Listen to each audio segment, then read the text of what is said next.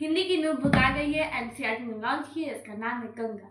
और ये पहले हिंदी के 2 कोर्स होते थे। पहला होता था course A and course B.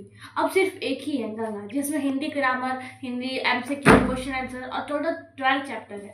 अब बहुत अच्छी इसमें कहानी दी हुई है। अब पढ़ने में इंटरेस्ट बहुत ज़्यादा बढ़ेगा, क्योंकि इतनी अच्छी चैप्टर्स दी हुई हैं, जहाँ की पहले तो इतना अच्छा नहीं दिया जाता, लेकिन अब बहुत अच्छी तरीके से प्रिंट करके बहुत बढ़िया से एनसीईआरटी ने न्यू लॉन्च की हिंदी का बुक, जिसमें राइटर के बारे में दिया जा रहा है। कोई भी चैप्टर खत्म हो रहा है तो उसका शब्दार्थ, वर्ड मीनिंग सारा समझाया जा रहा है कि इसका वर्ड मीनिंग क्या है। नहीं आए तो हम लोग ऐसे ही पढ़ सकते हैं शब्दार्थ यूज करके। इसमें हर एमसीक्यू है, क्वेश्चन आंसर है, जिसमें आपको सिर्फ पढ़ाया जाएगा, क्वेश्चन आंसर आप खुद से लिख सकते हैं। इतना अच्छी एक चैप्टर, और अगर ध्यान से पढ़िएगा तो बहुत अच्छे से कहानी समझ में आएगी।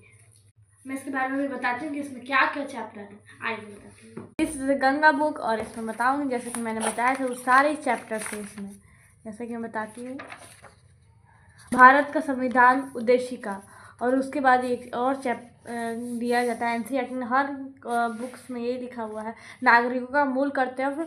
और इसमें जैसा कि मैंने सिलेबस के बारे में बताया था, यहाँ पे लिखा हुआ है 2 बैलों की कथा, चैप्टर 1 है, चैप्टर 2 है क्या लिखो, और दोनों की राइटर का भी नाम लिखा। जैसे चैप्टर 1 का राइटर का नाम है प्रेमचंद, चैप्टर 2 का नाम है पुन्ना लाल बख्शी, और चैप्टर 3 का नाम है संवादहीन ऐसी भी बातें होती हैं, लता मंगेशकर के साथ साक्षात्कार।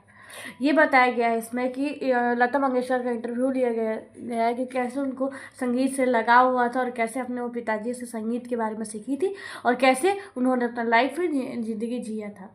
उसके बाद है चैप्टर 5 आखिरी चट्टान तक। उसके बाद है चैप्टर 6 रीढ़ की हड्डी, चैप्टर 7 मैं और मेरा देश। ये दोनों चैप्टर बहुत ही ज़्यादा इंटरेस्टिंग चैप्टर है। उसके बाद है चैप्टर 8 पद, चैप्टर 9 राम लक्ष्मण परशुराम संवाद। ये इस कहानी को रामचरितमानस का एक छोटा सा पार्ट से लिया गया है, जिसमें बताया गया है कि राम जी ने जब धनुष तोड़ा था तो कैसे परशुराम जी आए थे और सब लोग पे गुस्सा करने लगे। वही है रामचरितमानस का छोटा सा ये पार्ट, जिसका लास्ट में आपको अगर इसका वर्ड मीनिंग समझ में ना आए तो लास्ट में दिया भी हुआ है। चैप्टर 11 झांसी की रानी, जो हर बुक्स में होती है, सबसे फेमस कहानी है। चैप्टर 12 एंड लास्ट चैप्टर घर की याद।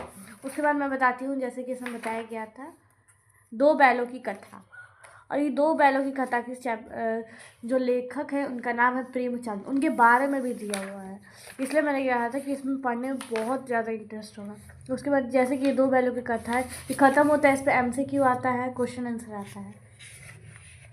उसके बाद है चैप्टर 2, और बहुत सारे इस पर कहानी, जिसका नाम है क्या लिखूं, जिसमें एक लेखक सोचता है कि वो क्या लिखे। उसके बाद अर्थ है। लाइक कीजिएगा और सब्सक्राइब कीजिएगा, अगर नए हैं